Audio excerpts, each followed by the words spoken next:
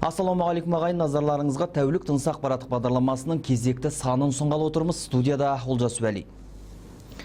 Елбасы Сауд Арабиясы корольдігінің сыртқы істер министрі Әділ Әл-Жүбейірді қабылдады. Кездесу барысында сауда, экономика, қаржы, инвестиция, мұнай химиясы және мәдени гуманитарлық салалардағы екі жақты қарым-қатынасты нығайту мәселелері талқыланды. Нұрсұлтан Назарбаев Сауд Арабиясының Қазақстанға тәуелсіздіктің алғашқы күндерінен бастап-ақ қолдау көрсетіп келе жатқанын атап өтті. Екі елдің түрлі саладағы жемісті ықпалдастығына назар аударған мемлекет басшысы экономикалық ынтымақтастықты күшейту қажеттігін айтты. Сіздің елдеріңіз тәуелсіздіктің бірінші күнінен бастап Қазақстанды қолдап келе жатыр. Туысқан ретінде, ағайын ретінде біз өте көп ризамыз. Мен марқұм Абдулазиз Әл Саудпенен бастаған менің бірінші кездескенімді. Кейінгі Абдулла королімен де кездестім. Исламның екі қасиетін ұстап отырған кешегі Сальман королімен де мен Стамбулда кездестім. Одан бері қарым-қатынасымыз еш уақытта үзілген жоқ. Біз Сауд Арабиясының тікелей көмегінде көрдік. Мына қалған мысалдарда мына жерде тұрған терезеден қарасаңыз ғимарат бар, Сенаттың. Сол принц Сұлтан сапарында бізге берген сыйлығына салынған болатын. Қазіргі жағдайда екі арадағы экономиканы, саяси қарым-қатынасты түзеуіміз керек. Біз барлық тараптан қарым-қатынасқа дайынбыз. Сондай-ақ елбасы екі елдің ұзақ мерзімді даму стратегиясына белгіленген мақсаттардың ұқсастығын айтты. Өз кезегінде Әділ Әл-Жүбейір Қазақстан мен Сауд Арабиясының арасындағы қарым-қатынастарды одан әрі нығайтуға күш салудың маңыздылығына тоқталды. Сонымен қатар ол біздің елдің ислам әлемін өркендетудегі елеулі рөліне назар аударды. Сондай-ақ елбасы Нұрсұлтан Назарбаев Экспо қалашығын аралап көрмеге деген дайындықпен танысты. Мемлекет басшысы осы жылдың соңына дейін барлық нысандардағы құрылыс жұмыстарын аяқтауға тапсырма берді. Экспо 2017 көрмесінің жұмысымен танысқан елбасы қазіргі құрылыстың жоспарлы жүріп жатқанын айтты. Және көрмені өткізуге тек Астана ғана емес, барлық қалалардың әкімдерде атсалысу керек дейді. Өйткені күллі әлемді көз тігетін бұл көрмені абыроймен өткізу бәрімізге міндет. Біз астанамызды негізгі үлкен елдердің астанасымен қатар болуын қалаймыз. Егерде осы мүмкіншілікпен ары қарай жүретін болсақ, мүмкін Астананың экспоны ашар кезінде халқымыз 1 миллионға жетіп қалар. Әлбек, жете алмасақ, сен де жұмыс істе. Астанада мінекейіндік жылы бүкіл әлемдік халықаралық экспо көрмесі өтейін деп отыр. Бұған барлық орталық мемлекет органдар, ұлттық компаниялар, даму институттары атсалысып келеді. Бүкіл ел болып өтетін халықаралық көрмені күш салып, жоғары деңгейде өткізуіміз керек. Жиын барысында әлеуметтік салаға тоқталған мемлекет басшысы Астана қаласында туберкулез диспансерлік орталығының құрылысын тез аяқтап, барлық жаңа салынатын үйлер астына жаппай балабақша салуды тапсырды. Колоссальное количество строится домов. Сколько? 1400, Ахмеджан Смолович, квартир вокруг этого. Где-нибудь предусматривается внизу детские сады, ясли на первом этаже? Да, Александр, Ладно, садись, я вообще говорю. Здесь вот все застройщики сидят. Мы им даем деньги, кредиты даем, строим. Надо потребовать, просто заставить указанным порядком первые этажи и везде, чтобы были детские сады, ясли. И все. Не надо строить отдельные дворцы, подводить коммуникации туда, отопление и так далее. Сколько можно говорить уже? 1 750 000 квартир построили. И сколько зданий построили? Где детский сад на первом этаже? Келер жылы Қазақстанға 5 миллионнан астам турист келмек. Сол кезде қазақи салт дәстүрімізді шетелге паш етіп, өнерлі азаматтарымыз барынша өнерінен шашу шашсын. Күллі жаһан қазақ елінің мәдениетімен кеңірек таныссын деп тапсырма берді елбасы. В ближайшее время мы Өзіміздің күшімізбен өткіземіз ғой. Өзіміздің күшімізбен. Өзіміз тек қана өзіміздің күшімен. В ближайшее время мы представим вам Өзіміздің күшімізбен өткіземіз ғой, ашылуын, жабылуын бәрін.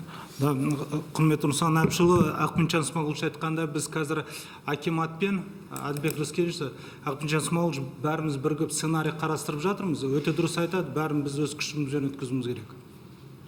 Жақын арада концертиясын береміз. береміз. Болады көрме.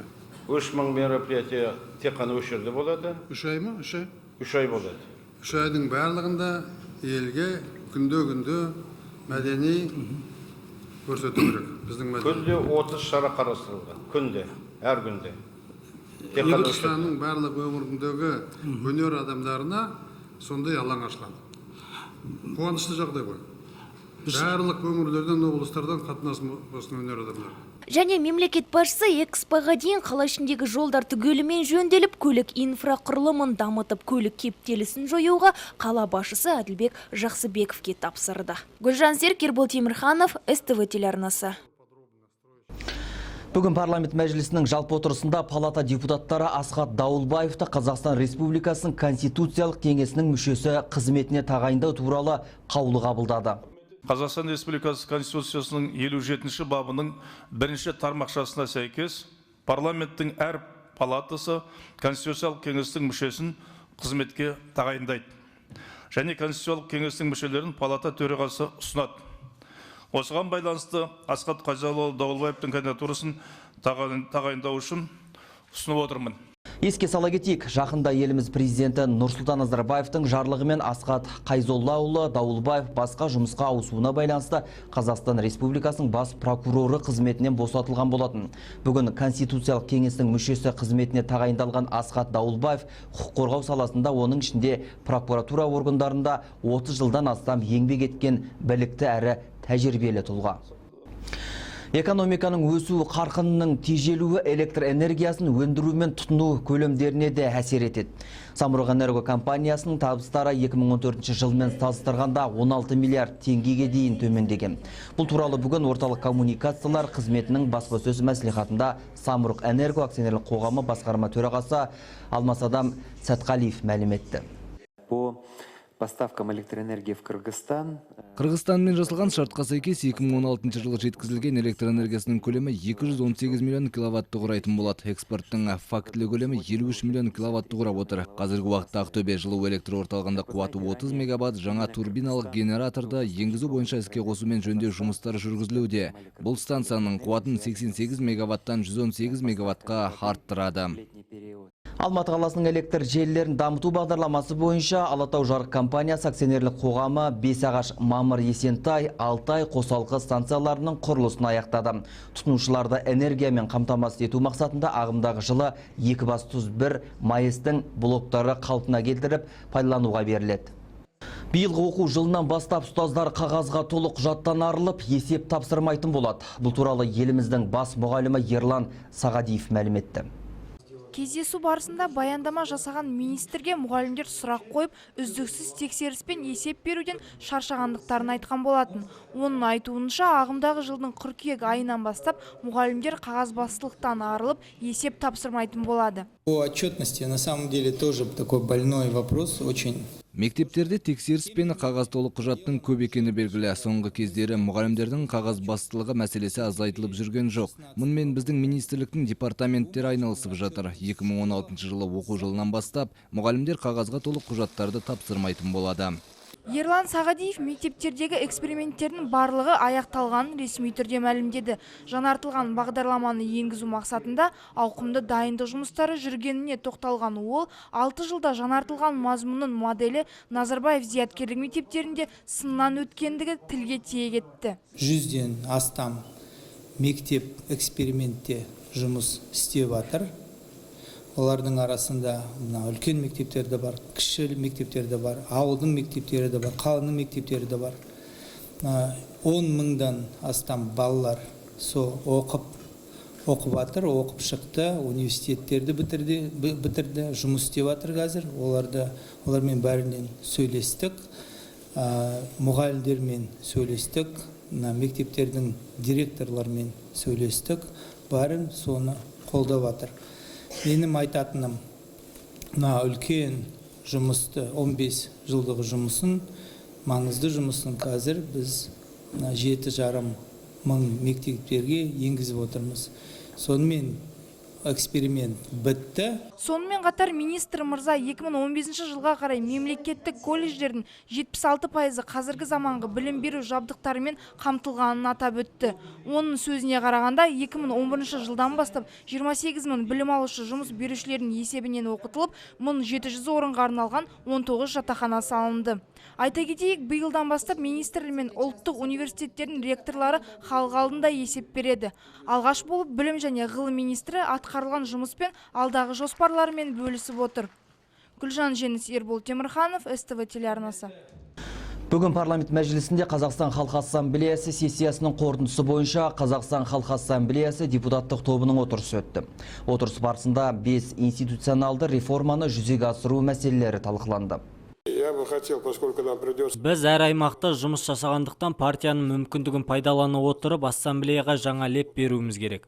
Осы тұрғыда ассамблея партияның мүддесін ойламауы керек. Керісінше партиялық қауым ассамблеяның жоспарын іске асыра отыра көмек көрсетуі керек. Халық қалаулыларының шешімімен бірінші үлкен ел, үлкен отбасы тобын Абай Тасболатов басқарады. Оның орынбасары Ахмет Мұрадов. Топ құрамына Галина Баймаханова, Иван Клименко және Ольга Шишигина енді. Ит мәселесі елімізде ерекше қолға алына бастады. Ит болғанда да барлық емес, өзіміздің қазақи төбетімізбен тазымыз. Осы орайда Алматыда қазақы тазы мен төбетті сақтап дамыту тақырыбында кең көлемді конференция ұйымдастырылды. Толығырақ тілшіміз тарқатсын.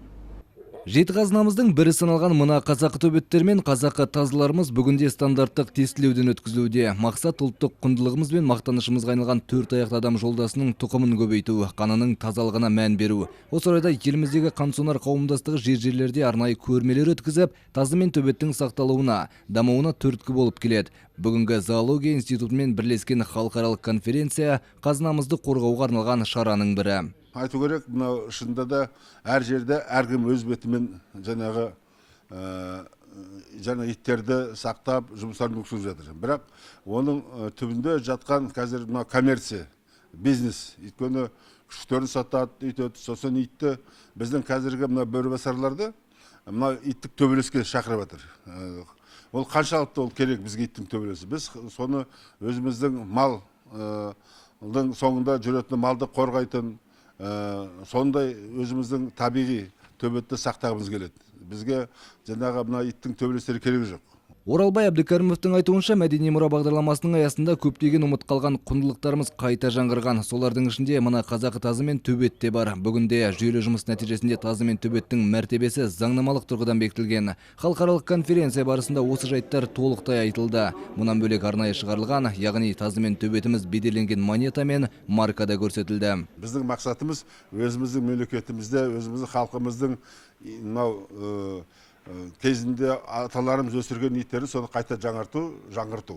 Басқа ешқандай бізде мақсат жоқ. Біз қазір реестр жасап отырмыз. Біздің мына эксперттің алдынан өткен иттерді соған кіргіздіріп, содан кейін ары қарай шежіресін жасап жатырмыз. Оған біз келісті мына құжат беріп жатырмыз. Сертификат дейді, не дейді, сосын родоплеменная книга дейді, соның шежіресін қолдарына береміз. Міне әкесі мына күшіктің сондай, шешесі мынау дегендей, анасы дегендей, мынау асыл тұқымда аттар бар ғой, солардың жаңағындай несін береді. Біз де тура сондай құжат береміз. Сонда бұл иттің бағасы да, құндылығы да басқаша болады. Дей тұрғанымен, шынын айтайық, бүгінде талайыңыздың бас кейіпкері болған қазақы төбетіміз ұсақталып қалды. Яғни баяғы қасқырға бату рухы майысып, қарапайым үй күзетшісіне айналған. Шындығында бұл иттер қасқырға өте батпайды. Бұның негізгі себептерінің бірі бұл таулы аймақтарда, таулы жерлерде жүрмегеннен кейін бұның физикасы біріншіден, бұның қасқырға бату несі жоғалады өзі негізінен. Қасқырға бату керек болса, бұл иттерді малдың артынан, аттың артынан лестіріп, бұл сол жағдайға келтіруіміз керек. Бұл сол жағдайда ғана бұл қасқырға баталатын күш біріншіден физикасы керек, екіншіден бұған рухы керек, рухын көтеру керек. Осы кемшілікті ескерген жанашырлар стандарттау жұмыстарында ит мінезін қалыптастыру жолдарын қарастырып жатыр. Солардың бірі шетелдік кинология ұйымдарына хат жіберіліп, ұлттық төбеттердің қауымдастығын құру жоспарлары. Айтылған жобалар жүйелі іске асып жатса, болашақта мақтанышымызға айналған қазақы иттеріміз әлемдік мәртебеге ие болары сөзсіз. Олжас Нұржақып, Мәди Шаяхметов, СТВ телеарнасы. Тағдырдың жасты жазбағаны бұл, өмірдің қалап озбағанын ұл.